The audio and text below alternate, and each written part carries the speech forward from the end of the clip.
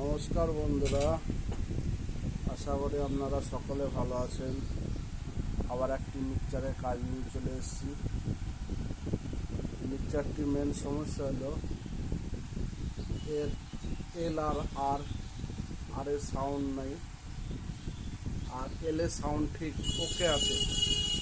এবার এল ঠিক যখন আছে, আর এ যখন সাউন্ড নাই, আর কে সার্ভিসিং করতে গিয়ে দেখি এর যে অডিও আইসি আছে, অডিও আইসিও খারাপ, এর লেভেল শিফটিং লাইটিংও খারাপ, আইসিটাও খারাপ।